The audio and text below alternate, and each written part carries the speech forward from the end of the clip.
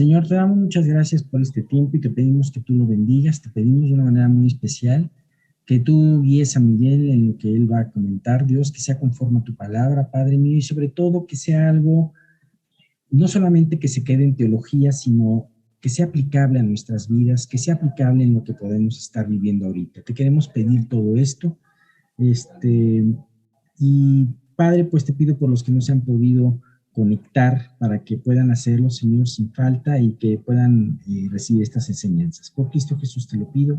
Amén. Amén. Bien. Entonces, bueno, recordando el estudio que empezamos a ver la vez pasada, tiene como título Creciendo en Santidad. Y el subtítulo que vimos la vez pasada es Avanzando hacia la meta. Y es precisamente parte de lo que es un pequeño recordatorio. Nosotros tenemos que saber a dónde nos dirigimos. Nosotros tenemos que tener un propósito en nuestra vida. Y a lo mejor en nuestra vida sin Dios muchas cosas planeamos, muchas cosas anhelamos, que habríamos de hacer, etcétera. Pero la vida cristiana, que es, yo diría, lo más importante que hay, nosotros tenemos que, primero que nada, pues estar seguros de que estamos caminando con Dios, que ya somos hechos sus hijos. Si no tenemos esa plena seguridad, pues buscarlo hasta que lo encontremos y nos confirme. Pero una vez que Dios nos da esa seguridad, porque nos la da el Espíritu Santo, nos da esa certeza inequívoca, que además está amparada por los frutos de una nueva vida. Por ejemplo, en Primera de Juan dice, si alguno de vosotros no trae esta doctrina, no le recibáis en casa ni le digáis bienvenido, hablando de la doctrina de Dios, ¿no? Y luego dice que en el capítulo 1, que todo lo que permanece en Cristo debe andar como Él anduvo. Todo aquel que pertenece en Él debe andar como Él anduvo. Entonces es otra evidencia de que nosotros ya estamos caminando con Dios, que vamos creciendo en santidad, etc. Pero si nosotros no tenemos un objetivo en la vida, vamos a andar a la deriva, arrastrados de aquí para allá por todo sistema de pensamiento, arrastrados por criterios. Y bueno, yo siempre recuerdo cuando hablo de esto, el Isaías 57, 20 y 21, que dice, pero los impíos son como el mar en tempestad, que no puede estarse quieto, y sus aguas arrojan cieno y lodo. Si en nuestra vida no hay un propósito y no hay una meta, entonces vamos a ser arrastrados de acá para allá por diferentes criterios, pensamientos, etcétera, y va a ser difícil que concretemos algo. Todos sabemos, porque la Biblia nos lo declara, que Dios, una vez que nos hace nacer de nuevo, que ya nos convierte en sus hijos, nos hace sacerdotes, herederos, coherederos con Cristo, embajadores de Cristo. Todos estos títulos se le atribuyen a cada hijo de Dios. Y nos da estos títulos precisamente para que nosotros sepamos a ver cuál es la función de un embajador de un país en otro país. O sea, representa a su nación y los intereses de su nación y tiene la capacidad de arreglar cualquier conflicto, malentendimiento y muchas otras cosas, ¿no? Eso es lo que hace un embajador. Y así, como hijos, bueno, ya somos parte de la familia de Dios. Como herederos, bueno, ya nuestro destino no está en este mundo, por tanto, no debemos de vivir para este mundo ni para las cosas de este mundo, sino para aquel que nos llamó y nos sacó de una vida sin sentido y sin provecho. Todo esto representa la meta. También la Biblia dice que somos sacerdotes. ¿Y cuál es la capacidad de un sacerdote? Reconciliar a las personas con Dios. Todo creyente tiene este atributo del sacerdocio. No es como lo que conocemos de las religiones, que tienes que meterte a un seminario, a un estudio, ¿no? Automáticamente, al ser hecho hijo de Dios, tienes esta característica de heredero, sacerdote, embajador, etc. Entonces, si tú estás consciente de todas estas cosas que Dios nos otorga en Cristo, tienes que saber que tu vida, mientras estés aquí en la tierra, tiene un propósito, y ese propósito va a ser glorificar a Cristo. ¿Y cómo lo vas a glorificar? Siguiendo el camino de su voluntad, siguiendo el plan o las obras que Él preparó desde antes de la fundación del mundo para que andemos en ellas. Ese es precisamente un punto importante. Entonces, nosotros tenemos que saber que tenemos que que tiene que haber un cambio que va de lo carnal a lo espiritual. Ya nacimos de nuevo, ya somos seres espirituales, pero todavía traemos una serie de pensamientos y costumbres que tenemos que ir dejando atrás. Ahora sí que desechar lo viejo por lo nuevo. Si tú, por ejemplo, tienes un reloj o un celular viejito, ya no tienes conexión, ya se te congela y todo eso, y compras uno nuevo, no vas a querer quedarte con el viejo, ¿verdad? Desechas el viejo y más bien te pones a estudiar el nuevo con todas las propiedades y virtudes. Eso pasa en todas las cosas. Te compras un televisor nuevo, te compras un carro nuevo, desechas unos zapatos nuevos, pues desechas los viejos, ya te apretaban, quizás hasta ampollas sacaron, cosas de ese tipo, ¿no? Y en la vida cristiana, pues así es. Nosotros tenemos que ir desechando eso sabiendo que una vez que nacemos de nuevo, ya somos seres espirituales y vamos a ir avanzando. ¿Avanzando a qué? Hacia la meta. Y para eso Dios ha dejado su gracia y derrama gracia sobre gracia, y es precisamente esta gracia la que nos va a suplir todas las faltas de crecimiento espiritual que todavía no tenemos hasta que se vaya formando Cristo en nuestra vida. Por tanto, lo primero es, tenemos que ocuparnos de nuestra salvación con temor y temblor, es decir, con reverencia a Dios, sabiendo que el camino más seguro es el de la voluntad de Dios, y debemos temer por ignorancia, por pecado, por necedad, por arrogancia, por soberbia. Debemos temer salirnos del camino de su voluntad, sabiendo además que la voluntad de Dios es buena, agradable y perfecta, para lo cual Dios quiere que si para algo tienes de esforzar, es para eso, y debes de esforzarse con temor y temblor. Reitero, siempre viendo la reverencia a Dios y la santidad de Dios. Si Dios, por ejemplo, nos dice, sed santos porque yo soy santos, entonces salirnos de una vida de santidad creciente debe de alertarnos. ¿Por qué? Porque Dios dice, yo te mando esto, tienes que ser santo porque yo soy santo. Pero no te lo impone como algo que Él sabe que no puedes cumplir. No lo puedes cumplir por ti mismo, pero ya te dio su Espíritu Santo, ya te dio toda la gracia necesaria para que suceda, te dejó la palabra que es la instrucción divina donde está el conocimiento pleno de su voluntad, ¿no? A tal grado que dice en Filipenses 1:6, estando persuadido de esto, que el que comenzó en vosotros la buena obra, la perfeccionará hasta el día de Jesucristo. O sea, para un creyente verdadero, realmente no hay pretexto. Un creyente se puede salir de esto porque permite el pecado, porque no se arrepiente y entra en la espiral descendente. Pecado añade pecado. Y así sucesivamente, hasta que viene el quebranto, el arrepentimiento, y Dios nos restaura. Y si eres tan necio, hasta Dios te puede quitar de esta vida, porque estarás cometiendo el pecado de muerte. Pero por eso debemos de caminar con temor y temblor, ¿sí? Y entonces ya que tenemos claro lo que es la meta, entonces Pablo por eso dijo eso mismo, esto no que lo haya alcanzado, ni que sea perfecto, sino que prosigo para ver si logro hacer aquello para lo cual fui asido por Cristo Jesús. Que dice, hermano, yo mismo no pretendo haberlo ya alcanzado, pero una cosa hago, olvidando lo que queda atrás, extendiéndome a lo que está adelante, prosigo la meta. ¿Qué quiere decir esto? Y por eso es importante esta introducción y este recordatorio. Todo lo que, o sea, en nuestra vida cristiana nosotros tenemos que arreglar momento tras momento, día con día, cualquier cosa que pueda separarnos de la comunión con Dios. Estamos hablando de pecado, de necedad, de terquedad y muchas cosas, ¿sí? Y si nosotros estamos arreglando, quiere decir que todo lo pasado, una vez que tú te arrepientes, recuerda, Dios perdona y olvida. Y no es que Dios no se acuerde del pecado en ese sentido, sino que ese pecado ya no es un motivo de separación. Ese es el sentido cuando Dios dice, Dios perdona y olvida. Olvida porque ese hecho ya no afecta la relación con Él porque te arrepentiste. Por eso Pablo dice, a ver si puedo decir aquello para lo cual fui así, lo hago por Cristo. Por eso tengo que olvidar lo que queda atrás.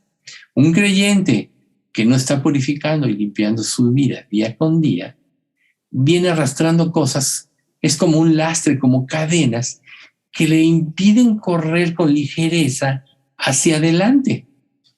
Entonces imagínate un corredor, estás viendo la meta. Todo creyente tiene aquí una meta, ¿no?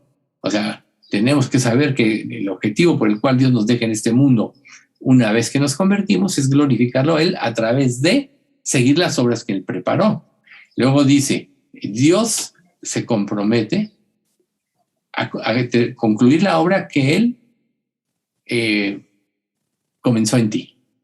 Y luego Pablo dice, o sea, no que yo ya lo haya ganado, pero esto hago, ¿no? Olvidando, purifico mi vida, limpio, arreglo cada día para no tener un lastre o cadenas que me impidan correr con ligereza hacia adelante. Mientras más hagamos esto, más claridad en nuestra mente. Vamos a saber a qué lugar nos dirigimos y más difícil va a ser que nos desviemos.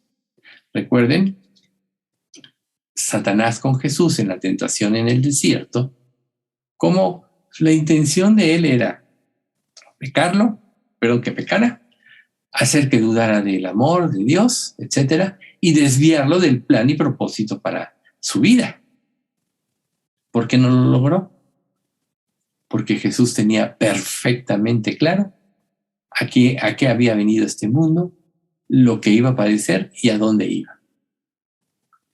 Así todo creyente que va creciendo en su relación con Dios y se va quitando el lastre día con día, se puede mover entre las verdades bíblicas con ligereza, con efectividad y con lucidez que le van a impedir caer en las insidias del diablo. Recuerden ustedes que Satanás, a todo aquel que no se ha convertido, no le interesa porque le pertenece. Recuerden, el mundo entero está bajo el maligno. Satanás ya no nos puede arrebatar la salvación a los hijos de Dios, pero su labor es que dejemos de confiar en el amor de Dios, que pongamos nuestros ojos en cosas diferentes al plan eterno que Dios preparó de antemano para que andemos en él, esas obras, y que no seamos testigos fieles de Cristo, que perdamos el poder. Yo creo que todos nosotros como creyentes sabemos que cuando vivimos bien espiritualmente en nuestra vida hay poder para testificar, hay poder para luchar y vencer el pecado, hay poder para mantenerse en nuestras convicciones. Pero cuando nuestra vida es superficial, siempre hay dudas.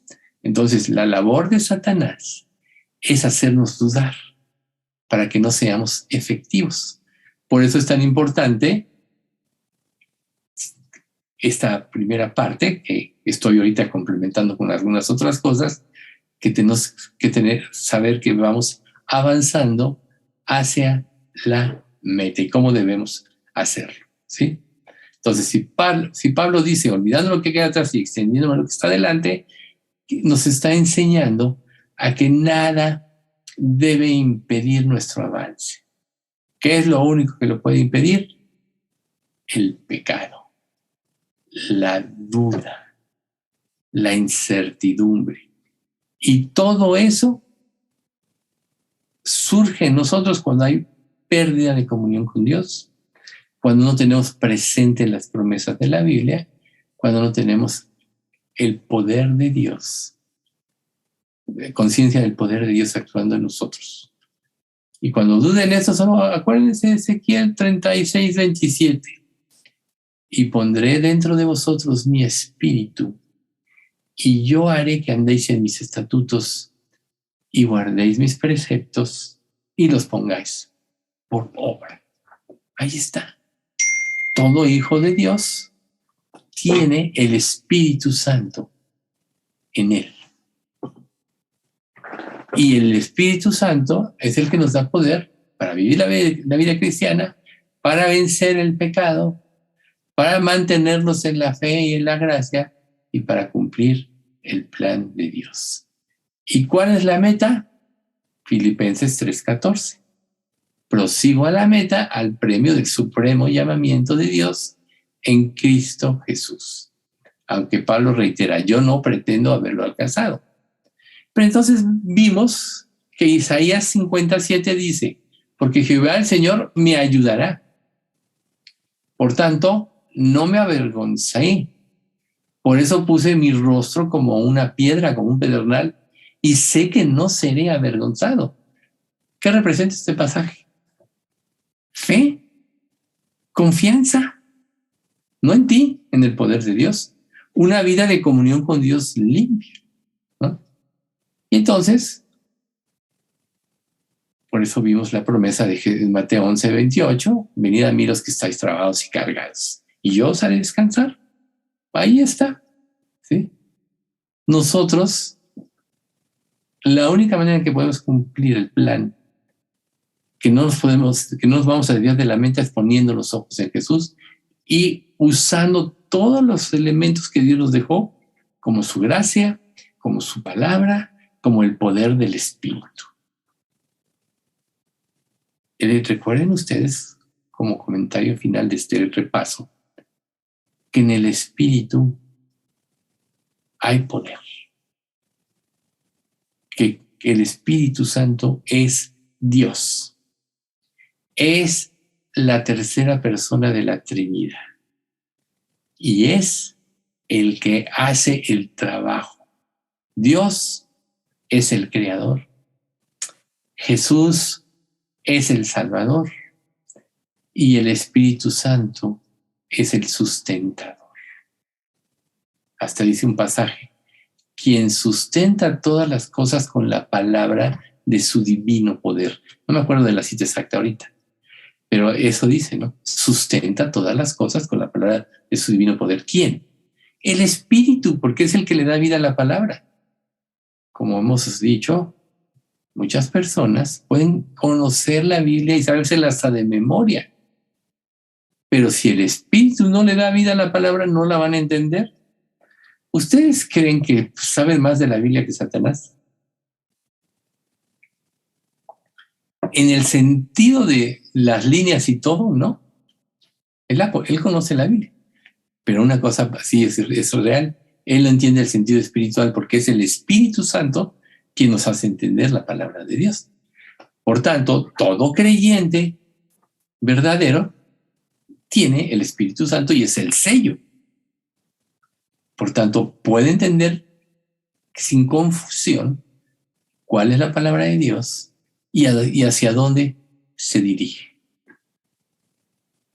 Entonces, la parte siguiente, el siguiente subtema, recordemos nuestro propósito, ¿sí? O sea, hay una meta, a la cual nos tenemos que dirigir. Ahora, recordemos nuestro propósito, ¿sí? Nuestra vida cristiana es una vida que es totalmente nueva. Recuerden ustedes cuando recién se convirtieron, cómo fue una cantidad de cosas nuevas y revelaciones de la palabra y ese gozo que hubieran dejado todo por estar ahí en la palabra todo el tiempo. Sin embargo, vamos avanzando, vienen los ataques, vienen las pruebas. Muchas veces nosotros perdemos el sentido y no nos acordamos que nuestra vida tiene un propósito. Y uno de los principales, digamos, elementos de este propósito es que nosotros vayamos siendo cada día más semejantes a Cristo. O sea, dicho de otra manera, el propósito para la vida de un creyente es que Cristo sea formado en él. Primero, hay una meta donde ir, lo que acabamos de repasar. Pero luego hay un propósito, que Cristo sea formado en ti, que tú pienses y actúes como Cristo, ¿sí? Nosotros podemos planear nuestro crecimiento en forma intencionada. O sea, tenemos la intención, tú puedes decir, bueno, yo quiero crecer y si no me disciplino, se me puede ir el día. Y no hice nada, así es. Recuerden, el que mucho quiere abarcar, poco aprieta, ¿no? El que mucho abarca, poco aprieta, este dicho. Sin embargo, cuando nosotros tenemos el propósito en mente, entonces entra la disciplina. Voy a tener tiempos con Dios donde nadie me debe interrumpir, ni personas en mi familia, ni cuestiones de mi trabajo, etc. Tengo que buscar un tiempo en mi día de 24 horas donde tengamos una relación con Dios que sea entre tú y Dios. Ese es uno de los primeros propósitos, ¿no? Imagínate tú, estás pensando en algo, no, pero esto, y llámale a fulanito, apuntas esto. Digo, a mí me pasa, yo creo que a muchos de nosotros nos ha pasado. Entonces necesitamos llevar a nuestra mente donde de alguna manera puede estar libre de distracciones. Tú dices, bueno, puedo orar para no tener distracciones, podrías decir. Pero realmente, ¿cuál es la característica de la palabra de Dios? Nos da paz y nos da quietud. Nos lleva al reposo. Acuérdense del Salmo 23. En lugares de delicados pastos me hará descansar. La palabra de Dios son esos delicados pastos. Junto a aguas de reposo me pastoreará. Son todas las promesas. ¿Cuál es el resultado de esto? Confortará mi alma. Y luego me guiará por sendas de justicia. Fíjense qué hermoso salmo. No sé si alguna vez lo habían meditado de esta manera. Pero pues es el salmo de la gracia de Dios, todos lo sabemos. El Salmo 23, ¿verdad? Entonces nosotros tenemos que buscar ese tiempo donde realmente tengamos esa comunión con Dios, que no sea interrumpida. Y quiero decir una cosa, cuando nosotros logramos estos tiempos, nos volvemos más productivos que nunca y más ordenados que nunca.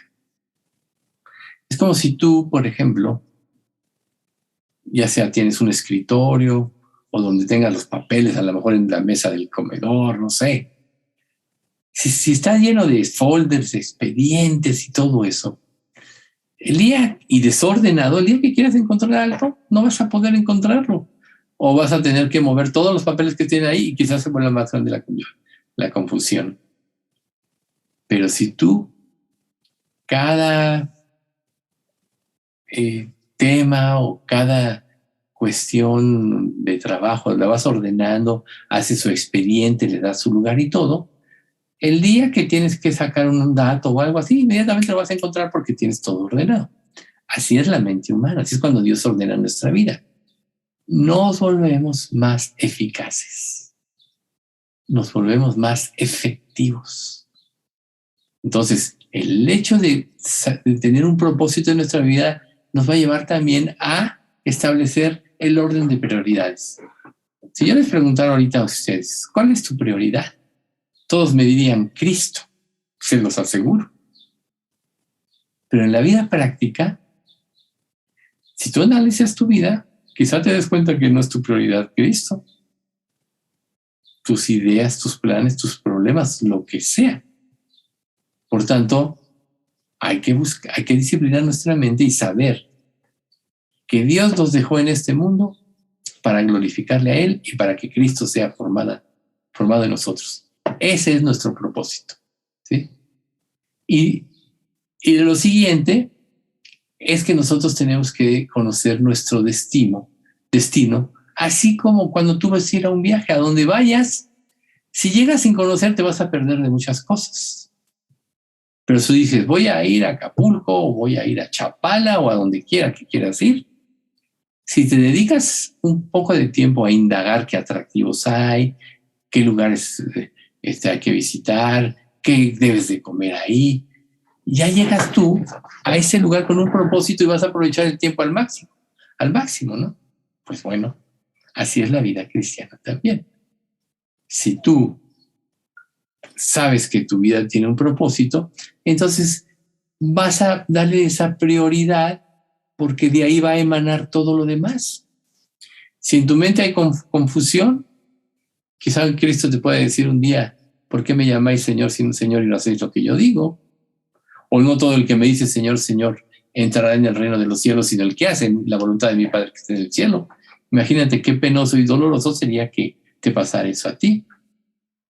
Pero cuando estableces prioridades y sabes que tu vida tiene un propósito y ordenas todo para cumplir ese propósito, te haces más efectivo y las circunstancias de la vida, tentaciones, problemas, metas o lo que sea, no te van a desviar de este propósito. ¿Sí? Ahora, todo esto va relacionado con que seas parecido a Dios. Quiere decir que Cristo sea formado en ti, pero ¿cuál es la característica principal de Dios? La santidad. ¿Sí? O sea, si el objetivo es que Cristo sea formado en nosotros, quiere decir que nosotros tenemos que ir teniendo cada día una mayor semejanza a Cristo. Por tanto, si el objetivo es que haya en mí una mayor semejanza a Cristo, es necesario planear, fíjate esta frase, en forma intencionada. Mis acciones, mi conducta tiene un objetivo, formar a Cristo en mí. Por tanto, todo se tiene que relacionar con Él. Por tanto, todo lo que no esté relacionado con Él es paja, es hojarasca. La voy a quitar de mi vida. Entonces, la santidad juega un papel muy importante porque Dios es santo y para que Dios, que es el diseñador y sustentador del universo, para que todo su poder esté a tu favor, tú tienes que aprender a pensar como Él, o dicho de otra manera, porque sabemos que la inteligencia de Dios es infinita, tienes que aprender a ver como Él ve. ¿Y cómo vas a aprender a ver como Él ve? Santiago 1:25 va a ser que miren la perfecta ley, la de la libertad, no siendo oidor olvidadizo, sino hacedor de la obra, este será bienaventurado en todo lo que hace. La Biblia es como el elemento espiritual o el lente espiritual que nos permite ver las cosas desde el punto de vista de Dios. Si la Biblia no es estudiarla cada día, el mayor propósito de tu vida, se van a interponer tus pensamientos, tus deseos y te van a nublar el entendimiento. Ahora que veamos Corintios 13, vamos a ver con mayor claridad esto. Pero solo recuerda, ahora vemos como por espejo oscuramente. Entonces veré como fui visto. Ahora conozco en parte, entonces conoceré como fui conocido. Por tanto, para cumplir este propósito, tienes que anular o destruir tu sistema nocivo de pensamiento y sustituirlo por el sistema de pensamiento de Cristo. Tienes en los 4 evangelios una idea muy clara de cómo era Jesús, cómo pensaba. ¿Cuál era la prioridad de Jesús? Obedecer a Dios. No puedo hacer yo nada por mí mismo. Según oigo, así juzgo, y mi juicio es verdadero, porque no busco mi voluntad, sino la voluntad del que me envió, la del Padre. Ahí está, Juan 5:30. Ahí está la clave. Para poder tener un propósito, tienes que en todo buscar la voluntad de Dios. Tienes que creer en santidad como un estándar de tu forma de vida. Esto es, crucificando tu carne con sus pasiones y delitos. Y tienes que dar por sentado que existe aquel que nos da semejante pauta, que nos exige semejante pauta. O sea, Dios nos da las pautas en todo. Un pasaje que te da una idea de eso Primera de Corintios 10:13. No nos ha sobrevenido ninguna tentación que no sea humana. Pero fiel es Dios, que no nos dejará ser tentados más allá de lo que podemos resistir, sino que nos dará juntamente con la tentación la salida para que podamos soportar. Esa es una pauta. Dios siempre nos va a dar esos momentos de lucidez para salirnos de la tentación, para salirnos del pecado, porque tenemos como propósito en nuestra vida que Cristo sea formado. Entonces, si esto sucede, nosotros vamos a empezar a ver a Dios como nuestro Creador, nuestro Redentor, como una unidad, ¿sí? Sabemos que Padre, Hijo y Espíritu Santo son tres personas y son una unidad, ¿verdad?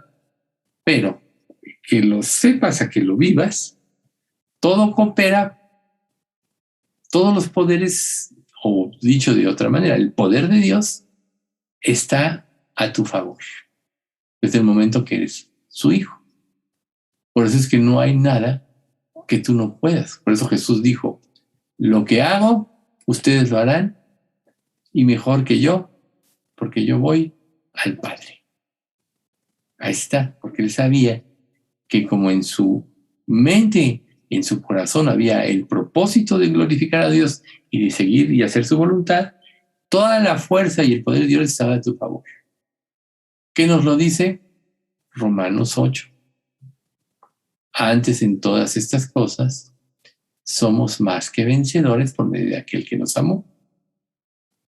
Nada nos puede separar del amor de Cristo, lo que dicen los subsecuentes versículos, ¿verdad? Desde el momento que tú te convertiste ya eres vencedor. Pero es como si tú, por ejemplo, te compras unos patines y quieres aprender a usarlo. Al principio vas a ser torpe, te vas a caer, te vas a resbalar, te vas a raspar la rodilla, pero conforme vas tomando práctica y empiezas a hacerte diestro en el uso de los patines, ahora te vas a poder saltar escaleras, bancas. Ya ven cómo muchas veces en la tele salen estos jóvenes que con las patinetas hacen proezas, ¿verdad? Brincan de un lugar a otro, se bajan por los barandales de las escaleras, o los que manejan las bicis, ¿no? Que las hacen como quieren. Pero ¿qué es lo que les da esa habilidad? La práctica. ¿Cuánto más en nosotros no la palabra de Dios? O sea, Dios, dice la Escritura que Dios no retarda su promesa. Quiere decir que todo lo que Dios da no es tardío, sino que Él nos lo va a otorgar en el momento oportuno, como dice Hebreos 4:16. Acerquémonos confiadamente al trono de la gracia para alcanzar misericordia y hallar gracia para el oportuno socorro. Ahí está. Dios siempre va a actuar con su poder en forma oportuna para nuestro beneficio. ¿Cuál es el objetivo de Dios? Formar a Cristo en nosotros. Ese es precisamente el propósito de nuestra vida. ¿Sí? Entonces, si Dios planeó redimir al mundo incluso antes de que existiera, entonces quiere decir que ella tiene el control desde antes de hacer nada. Dice Tito 1:2, en la esperanza de la vida eterna, la cual Dios, que no miente, prometió desde antes del principio de los siglos. Fíjense qué hermoso versículo. Esta promesa debe darte esperanza, porque Dios no miente, todo lo que promete lo cumple. ¿Por qué a veces pensamos que Dios puede fallar? Porque realmente nuestra mente, nuestro corazón no ha cambiado.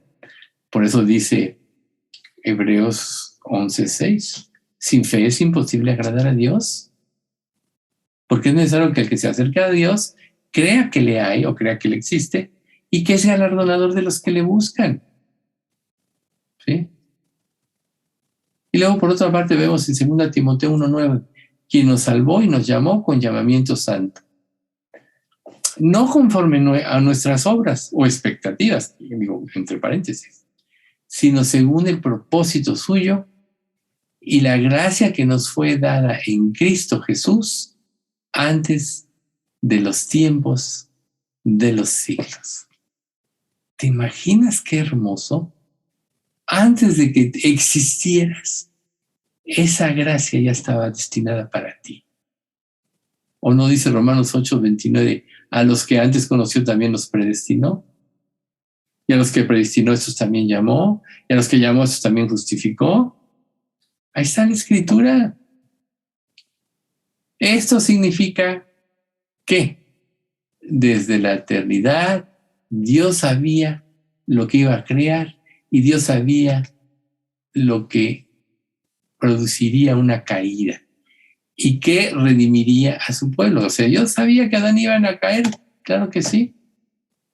Pero a través de esto Dios nos da a nosotros algo más grande que ser criatura de Dios. Adán y Eva eran criaturas de Dios, o sea, seres creados por Dios.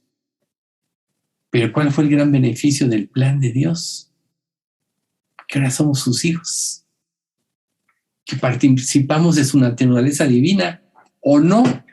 Participas de su naturaleza, quiere decir que no eres creyente, porque cuando tú te conviertes y Dios te da su Espíritu Santo, ¿qué te está dando? Dios está en ti. Eres partícipe de su naturaleza divina. ¿Qué más quieres? Lo cual significa que desde toda la eternidad, Dios sabía lo que iba a crear, cómo iba a funcionar, y que Él, en su plan amoroso, redimiría a su pueblo. ¿Quién es su pueblo? Los que Él escogió, los que antes conoció, a los que también predestinó. ¿Y cuál era el objetivo de todo esto? Que al final toda la creación le dé la gloria al Señor. Y es ahí donde también tú debes de cuestionar. Lo que hago supuestamente para Cristo, ¿lo hago para mi gloria o para la gloria de Dios? Si lo haces para tu gloria, quieres reconocimiento, quieres ya que todo el mundo te considere, etcétera, ya te desviaste del camino. Porque dice la Biblia que Dios no compartirá su gloria con nadie. Él la merece y no tiene por qué compartirla porque Él hizo todo. Él ideó todo. Y esta gloria de Dios se ve en forma maravillosa en la obra de redención. ¿Tú sabías, o no sé, habías tomado conciencia, cómo la humanidad en un sentido rehúsa darle la gloria a Dios? Todos hemos visto algún programa del Discovery, ¿no? El History, cuando hablan de, y la madre naturaleza hizo esto, ¿sí? Todos lo hemos oído, ¿no? ¿Sabían que eso es idolatría? Pero así es el ser humano. Pero nosotros traemos esa semilla. Por eso es que nunca se nos debe olvidar que en nuestra vida hay un propósito. Que Cristo sea formado en nosotros y que nuestras vidas glorifiquen a nuestro Creador. Y eso solo se va a lograr a través de un ejercicio constante de fe y de obediencia, porque naturalmente los seres humanos queremos el reconocimiento y la gloria. ¿Sí? Entonces, si tenemos esto en mente, entonces podemos preguntarnos, ¿cómo creó Dios el mundo? ¿Cómo creó Dios el mundo? ¿Y por qué lo hizo como lo hizo? Bueno, para su gloria. Si nosotros leemos el relato de Génesis capítulo 1, capítulo 2, nos vamos a dar cuenta que existe en toda esta situación un movimiento jerárquico de la Escritura. O sea, en todo impera Dios. Y el Espíritu Santo se movía sobre las aguas. Y el Espíritu Santo esto. O sea, el Espíritu Santo ejecutaba todo lo que el Padre había planeado. Entonces, si todo fue hecho por Dios y todo fue estructurado por Dios y nosotros fuimos hechos a la imagen y semejanza de Dios, debemos de vivir, sobre todo ya como hijos de Dios, tomando conciencia de quién es Dios. El propósito de nuestra vida debe ser que Cristo sea formado, glorificar a Dios y antes de eso vivir una vida de santidad. ¿Sí? Si no, si no vamos a acabar siendo como vegetales, como objetos inanimados. O sea, son hermosos los vegetales, pero no piensan, no deciden, no se mueven. Esa es la gloria de la raza humana, el libre albedrío.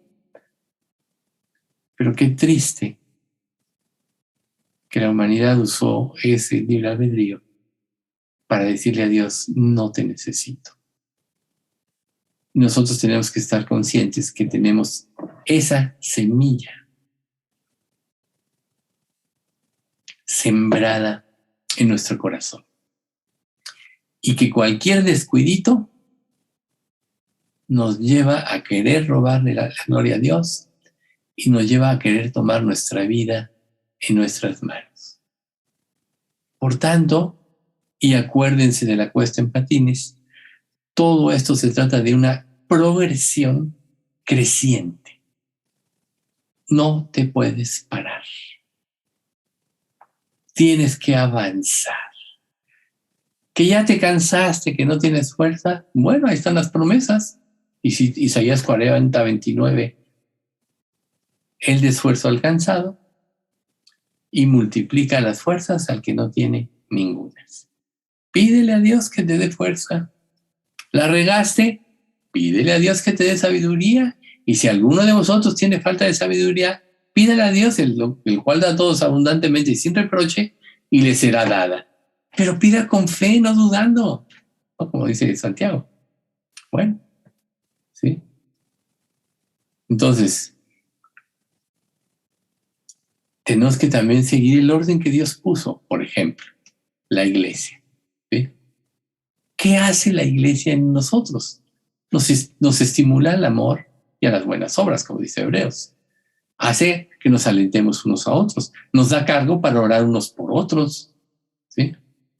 ¿O acaso cuando ves a un hermano tuyo padecer de algo, como pues ha pasado en nuestra iglesia, no te da cargo de orar por él? Y si oras por este hermano tuyo, ¿puedes odiarlo, tener resentimiento con él? No, lo vas a amar. Entonces, Dios trabajó 6 días. Y a veces todo se concentra en el tiempo del trabajo de Dios, pero se nos olvida que en el 7º día Él reposó de sus obras. Y Él quiere que así nosotros aprendamos a reposar en el poder de Dios. Ya hiciste en tu vida sin Cristo todo lo que quisiste. ¿Y a qué te llevó? Solo a experimentar dolor, frustración, sufrimiento, un vacío insaciable. Ahora que estás en Cristo, Él ya llenó tu vida. Pues deja que llene en todas las áreas de tu vida. ¿Tu vida cómo? Dándole la gloria y la honra. Eres portador de su imagen. Si bien la imagen y semejanza a la cual fuimos hechos todos los seres humanos en forma natural, perdió ese brillo, ese fulgor en la caída. Pero cuando un creyente, cuando una persona se convierte en hijo de Dios, ese brillo, ese fulgor empieza a recuperarse porque empieza a reflejar actitudes y cosas del carácter de Cristo. Si no, recordemos a Moisés, cuando estuvo 40 días y 40 noches en el monte, cuando bajó le brillaba el rostro. ¿Por qué causa le brillaba? Porque estuvo en comunión con Dios. ¿Ven ustedes? Entonces, cuando nosotros vamos a la iglesia, de una manera se potenciona, ahí es donde vamos a encontrar el reposo. Por eso trabajó y descansó. Por eso Dios instituyó el Shabbat. Y bueno, ahora se ha establecido el domingo. No hay realmente, según los estudiosos, un pasaje en la Biblia que diga que se cambie del sábado al domingo, pero bueno, así está la tradición. Pero el objetivo es que tú vas a descansar a ese lugar. Vas a olvidarte de tus problemas o depositarlos en Cristo y obtener ese reposo que te da la energía, que te da el ánimo, el deseo de seguir adelante para cumplir el plan que Dios tiene para ti. Pero no es el sexto día la cúspide de la creación, sino el séptimo, donde Dios terminó y reposó. ¿Tú crees que Dios, al convertirte en su hijo, no terminó su obra en ti, aunque tenga obras preparadas? Ya te hizo semejante a Cristo. Ahora Él quiere que tú vivas reposando en su poder, en el poder de la palabra y de sus promesas. ¿Sí? Entonces, nunca se nos olvide que la creación se hizo en 6 días y en el séptimo reposó. Y el séptimo día no se anula ahí a tal grado que hay 7 días de la semana, etc. ¿Sí? Dice Génesis 2, 1 al 3. Fueron pues acabados los cielos y la tierra y todo el ejército de ellos. Y acabó Dios en el día séptimo la obra que hizo y reposó el séptimo día de toda la obra que hizo. Y bendijo Dios al día séptimo, y lo santificó, porque en él reposó de toda la obra que había hecho en la creación.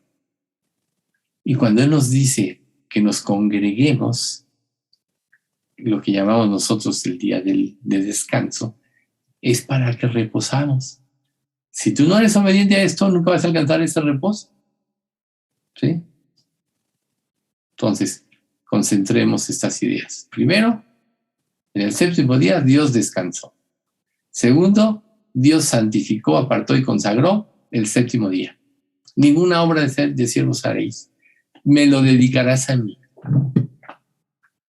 Entonces imagínate, ¿por qué puedes tener falta de crecimiento en tu vida? Bien. Entonces, dejémosle ahí por hoy. Ya la próxima vez continuamos con este interesantísimo tema. Vamos a dar gracias.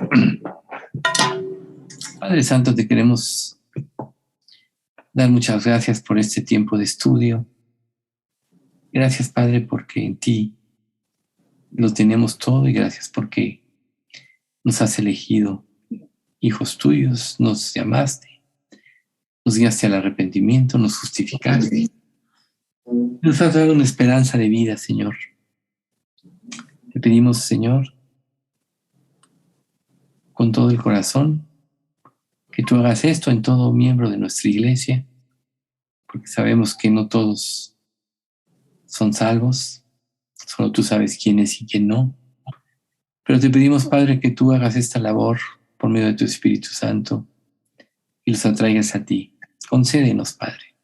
Es un anhelo que te pedimos, que todos en nuestra iglesia lleguemos a ser verdaderamente salvos y que te glorifiquemos con nuestras vidas. Señor, te queremos dar muchas gracias porque ayer Víctor vio al doctor y le dijo que iba muy bien, en muy buen proceso de recuperación. Síguelo sanando, Señor. Te pedimos por Patti López, que hoy le pusieron pues otro tratamiento. Los efectos son muy fuertes por varios días. Amaínale, Señor, los efectos negativos, pero sí te pedimos que haga todo el trabajo para erradicar por completo de ella el cáncer. Glorifícate en su vida, Padre. Gracias también porque Margarita ya estuvo con nosotros, mantén en salud. Y te pedimos en general por la salud de todos, pero sobre todo, Señor, por la salud espiritual y porque tú conquistes nuestra mente y nuestro corazón para estar y vivir en tu presencia cada día. Bendícenos, Padre. Te pedimos esto en nombre de Cristo Jesús.